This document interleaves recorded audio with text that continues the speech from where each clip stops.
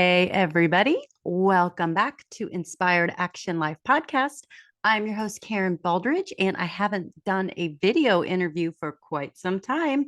And I was all set with a whole schedule of guests to come in to line up for really good, juicy interviews about people doing things that are taking chances and kind of pushing themselves out of their comfort zone to kind of follow something that's inside them and have amazing results. And sometimes, I don't know about you, but I'm really motivated by people who have like sort of stepped out of their little square and did things that were just looked to be very scary for them, but they made, to them, but they made it look easy. And it turns out they're having a lot of success doing it. So I found a bunch of people like that their stories inspired me. And I was going to bring one of them on today, but of course, we had to pivot because life doesn't always go to plan. So I had a little technical difficulty on my end. So we have to do a reschedule. So I'm going to plan B.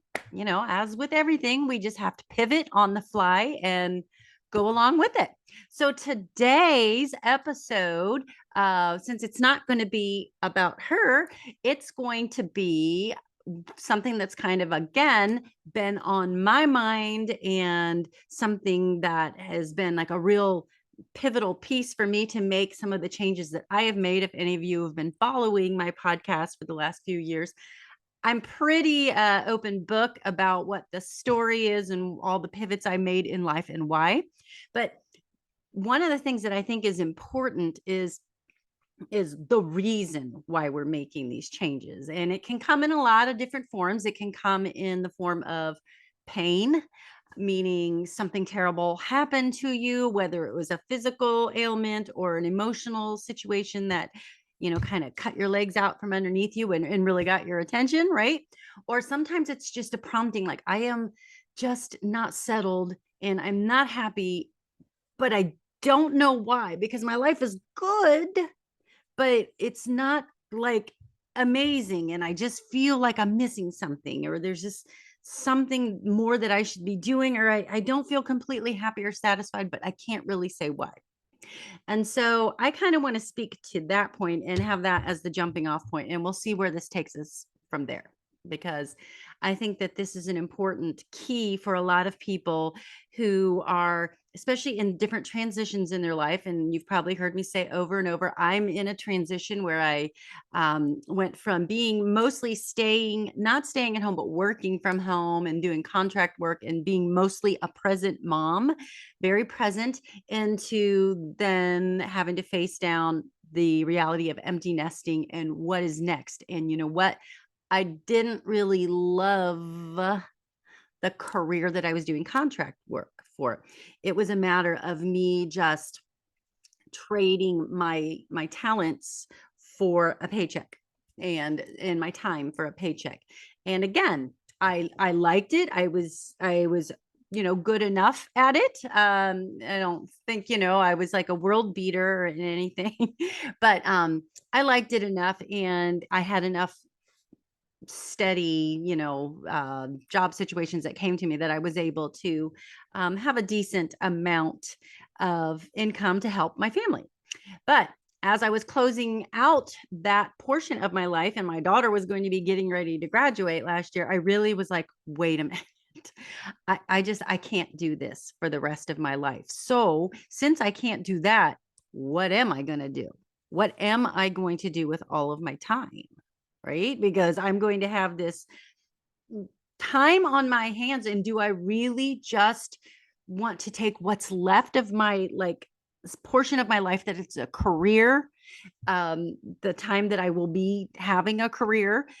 And do I just want to keep just robotically blah blah blah, okay, let me write this article, let me write that article, and nothing really passionate? Who knows, I could be writing anything about medical devices to printing services. When you do contract writing, you can be asked to write anything, right? So do I want to write about stuff that I really don't care about?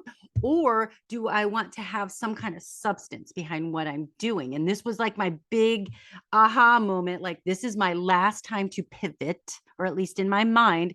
I was like, this is my last ship that's going to sail. I either get on this ship and make a pivot, or I just sail off into the sunset, and that is it.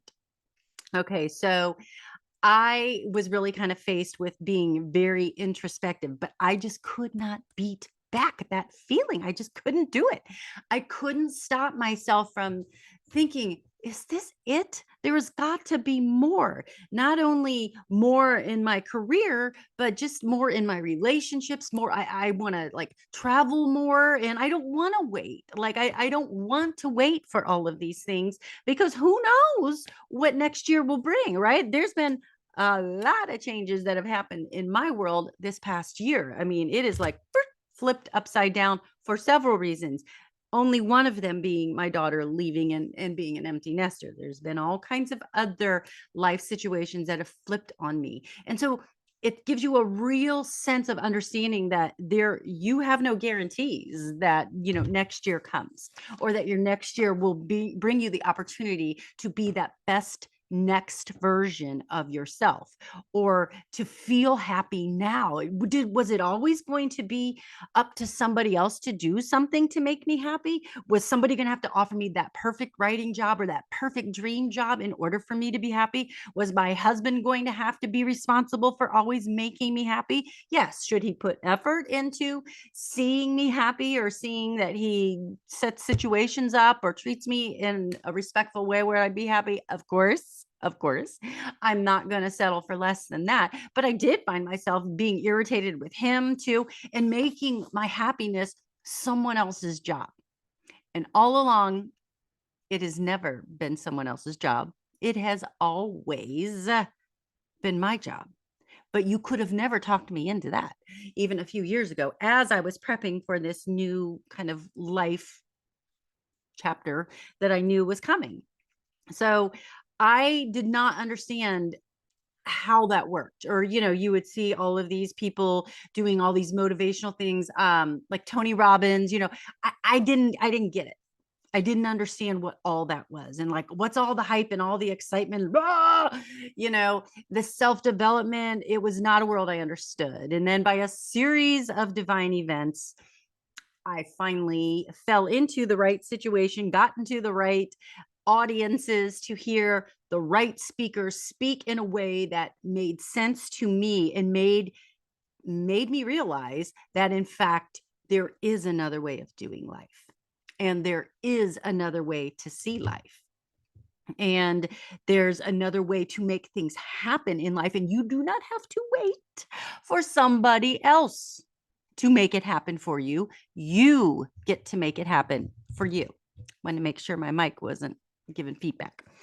So the other day I was doing a coaching program for what ended up being the career path that I took, which was dabbled into coaching. It started out with just kind of like, what is coaching? I don't even understand that.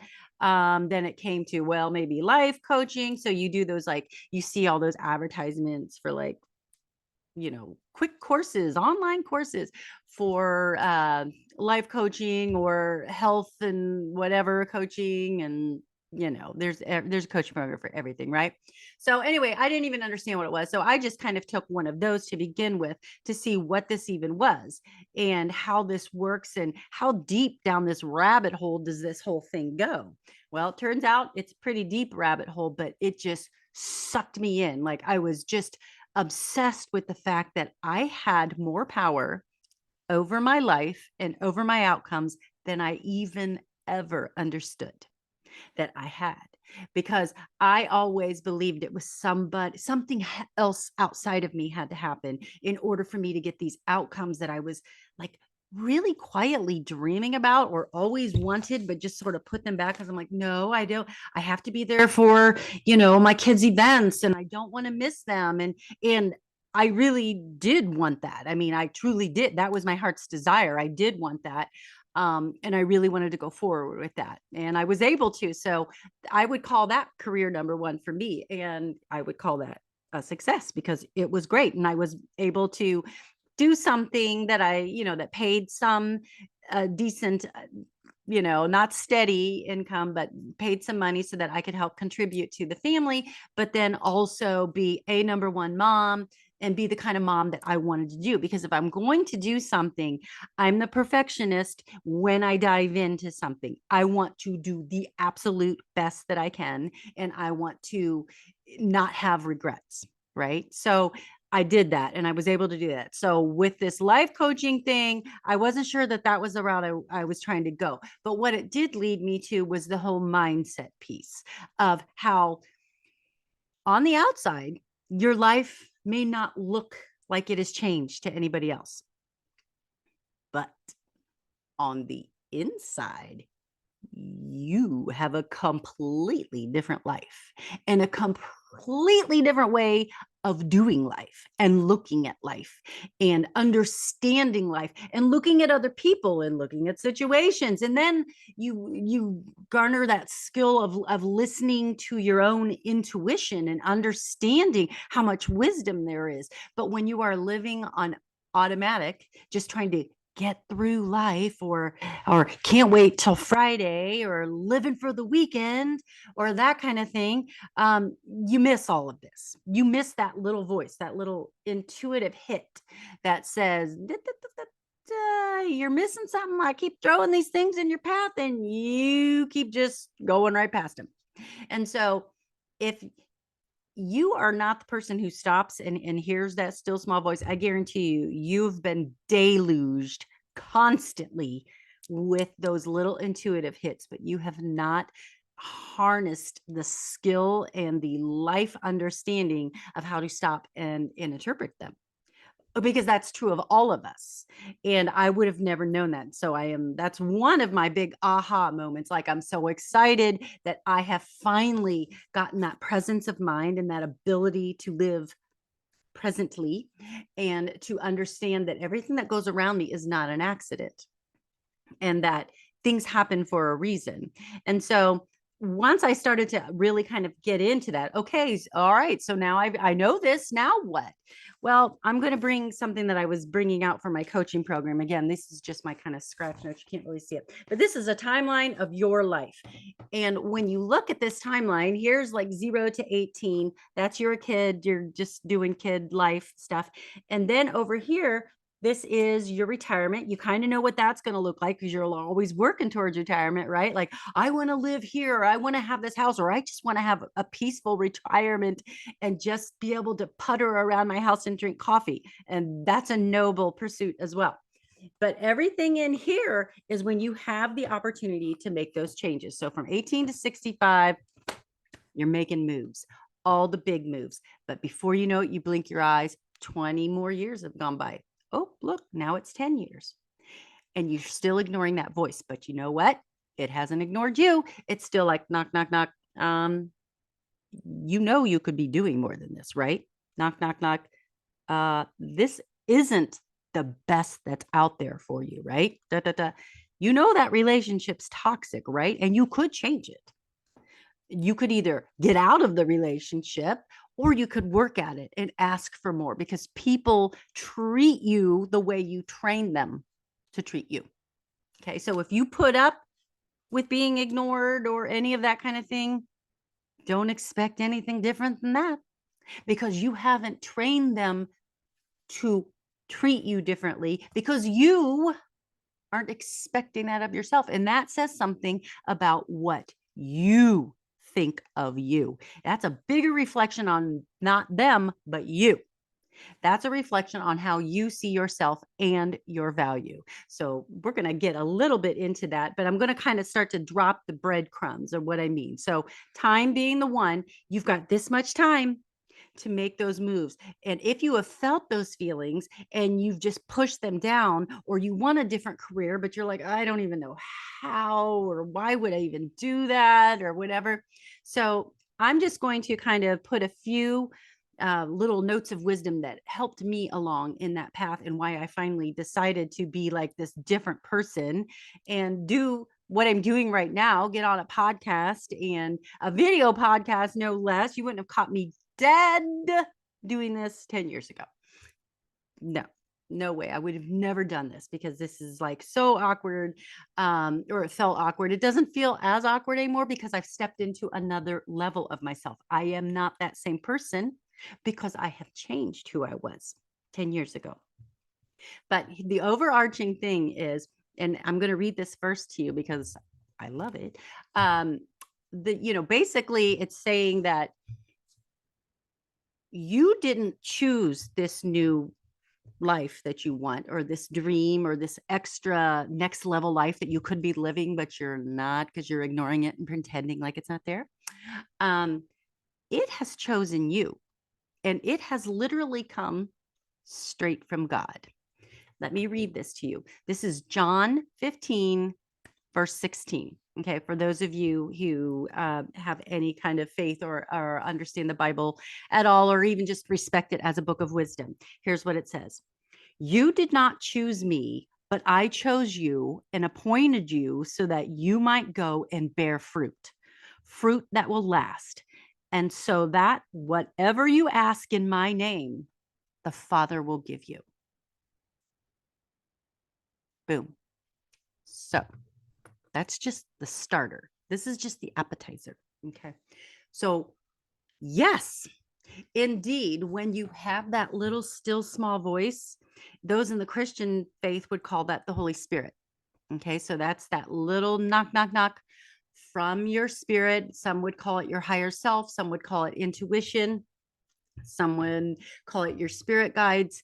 But that voice, whatever you call it, it's real and it's there. And every single one of us has this voice, but only a portion of us recognize it and listen. And we're getting sent signals and signs all day, every day. And so part of the reason that we don't listen to it is because we like our comfort zones, and it's so nice to be comfortable. But what if you're comfortable all the way to your 65 and then realize now you can't do any of this stuff? Now what? Like that was something that was very uncomfortable for me.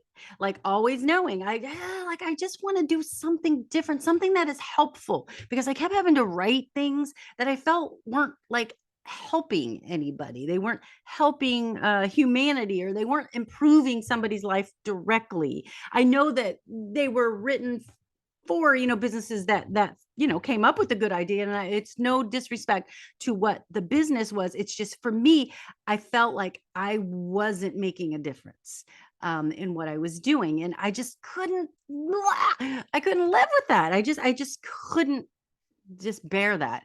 But I kept shoving it down, stuffing it down, because comfort was a drug, and I was drugged by comfort.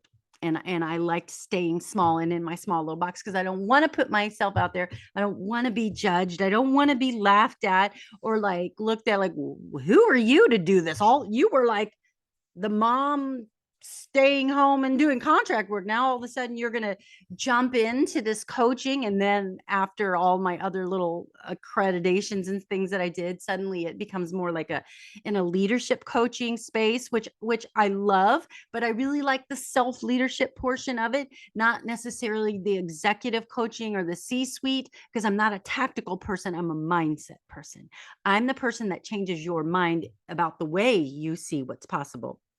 So for me, it was, it's been a process to figure out, well, what kind of impact am I trying to make, or who are the people that I feel like I'm being called to help, and it took me a while down that process to do that, but I kept trying to do things that made me feel uncomfortable.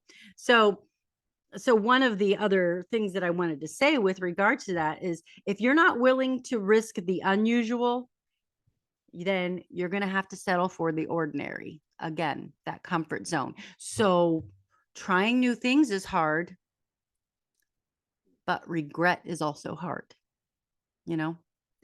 like fighting that time. And you'll hear that theme constantly within a lot of my podcasts is I'm just needing to make sure you are consciously making the choice to stay where you're at.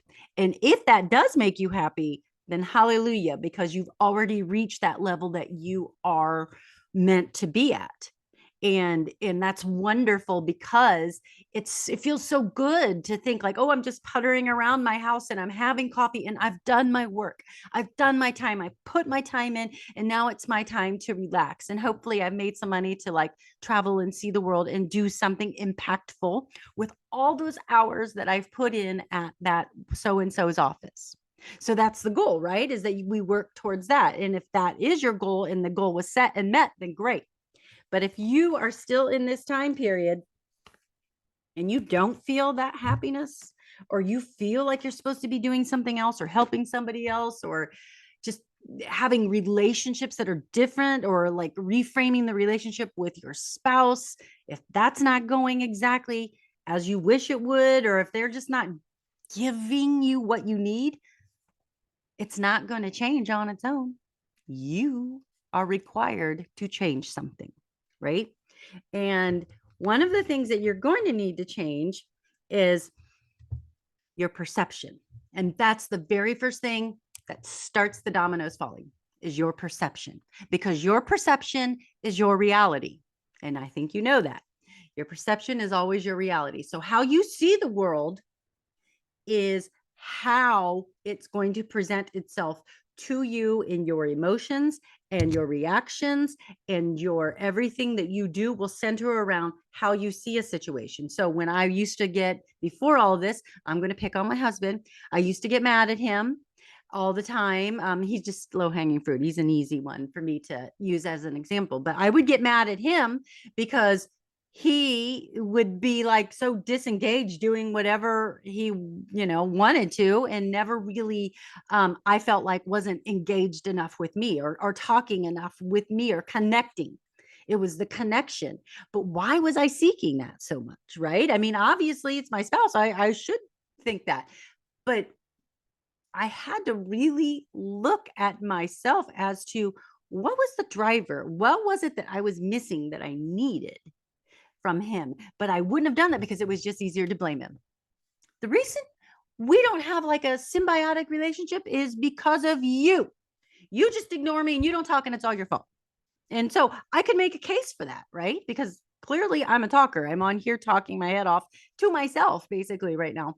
And I'm able to talk and communicate, but I kept feeling like he was not wanting the communication or to reciprocate with me. Because why?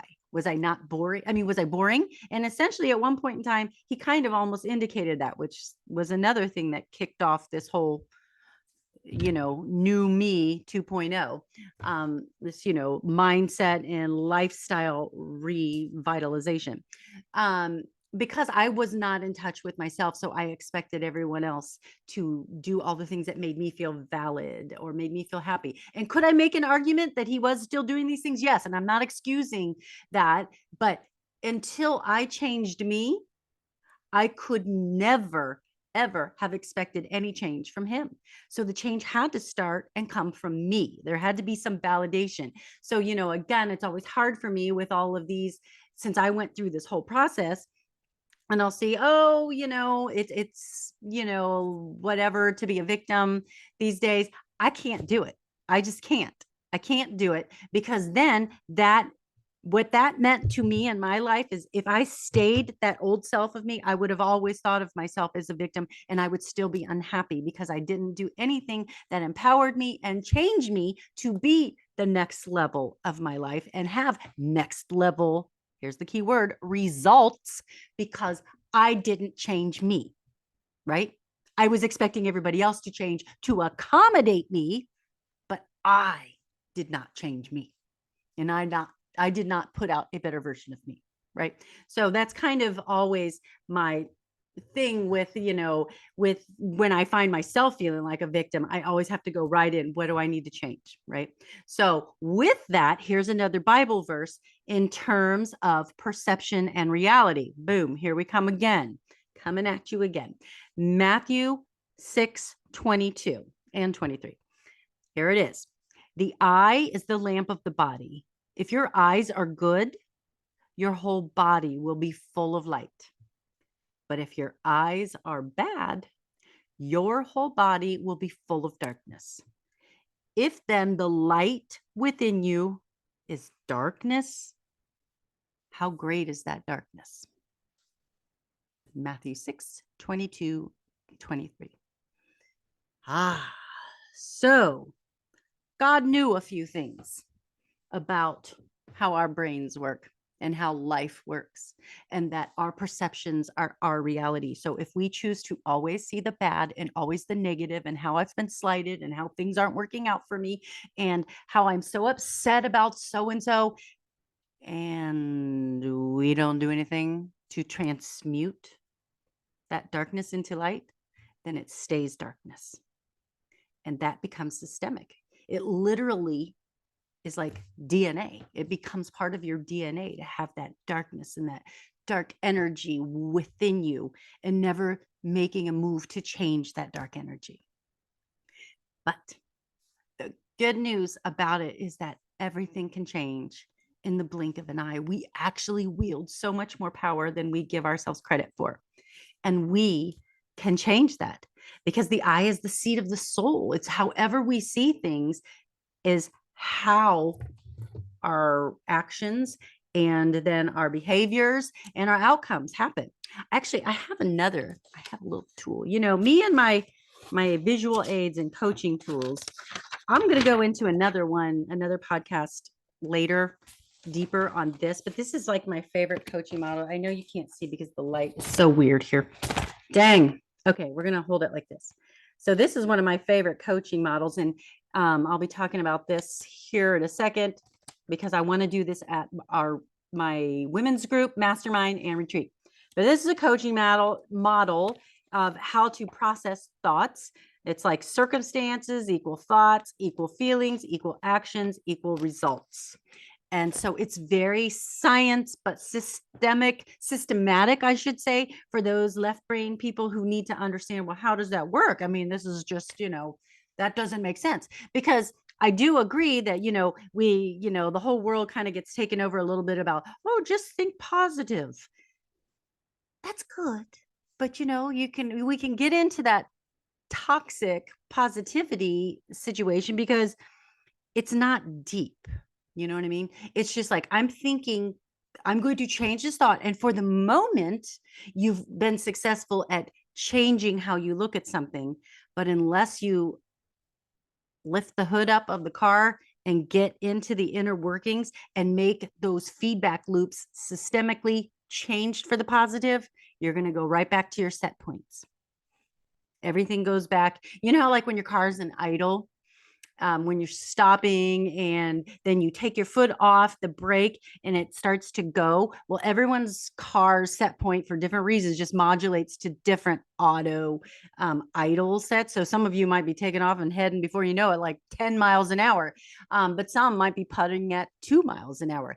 Everyone's set point is different. And unless we intentionally change that set point, we're never going to change the outcome or the health of our car or of our bodies or of our lives. We're never going to get the outcomes that we want because we still haven't done the work to change it. And I've been hammering on that these last couple podcasts, but this one, since I'm doing a video and this is like a visual, and I'm a real visual girl, a visual learner. I love charts and graphs and word pictures and things like that. But so I guess what I would say is that you can't change all of these things in your life unless you obey that little prompting, that little knock, knock, knock on your soul, that God is actually the one prompting that. He's promoting it. And he's the one saying to you, hey, you didn't choose me, but I chose you to do the appointed thing that you might go and bear fruit. So you got a job to do. And again, it could be a non-paying thing that he wants you to do. It doesn't matter what it is. It could be a job. It could be, I need you to volunteer at this place because your light and your likeness needs to be brought to this situation because I appointed you out of all the billions of people in the world or that have ever been born. I wanted you. I chose you to be special and be impactful in this arena, right? So your husband will need you to be this fulfilled version of yourself. Your kids or your wife or whoever your partner, your kids will be needing this highest level of you, because if you don't accept the assignment, then they don't get the impact. So think of it that way. If you don't accept this assignment, then they will never feel the full impact of you. Okay. So I guess what I would say is that I need you to really pay attention to those little small voices, because God has a very real plan for you. The universe, whatever higher intelligence, whatever you believe, there is something very designated for you. And if you don't know how to start to find it or where to go, that's where my heart is. So like that's kind of where my calling was. So when God called me, I feel like this was one of the things, or when the universe put this in front of me after a little couple evolutions of what do I want to do, it's this. I couple things. I mean, I have an event business where I do corporate uh coaching, but I would like to do it in an offsite situation and make it more mindset centered. So it's not X's and O's, blocking and tackling leadership coaching. It is mindset coaching, mindset ninja coaching, like to change what's possible, to make their belief bigger, and to get those fear blocks out of the way and all the reasons that they want to say no, and really think bigger and tap into that higher intuition, that higher intelligence, to be able to do bigger and believe bigger. And then I also have a heart to have a women's mastermind, and I only want it to be 3 months, because I don't want to be with you longer than 3 months. I love you, but I don't want to be with you longer than 3 months, because you need to be kicked out of the nest and go do your mission, your John 15:16 mission. What did God call you to do? Or what did the universe call you to do? To go and bear fruit, whatever that is. Somebody is waiting for you to accept the assignment so that they can be changed because of what you did. Does that make sense? I think that's very impactful. So I would love for anyone who resonates with this message and is ready and doesn't know how to connect the dots. That's one thing I do know. I can help you with that, because I won't do anything unless I can show up authentically, because I have done it myself or lived it myself. I won't be providing any service that I haven't mastered myself. Not that I've mastered my life's journey, because I haven't, because it's still unfolding and there's more. But to get you to the point that I am now, I would love to serve you in this way. So if you want to come on board with me, if you're excited about that little voice, I've got all kinds of ways to go about this, and lots of modalities, and I don't leave anything on the table. I'm going all in, and I want you to go all in with me. So this is going to start at the beginning of summer, because it's going to be a summer reset, and I'm in it to win it for you. And I hope you're with me if this is something that you want to do. I have got the road map for you.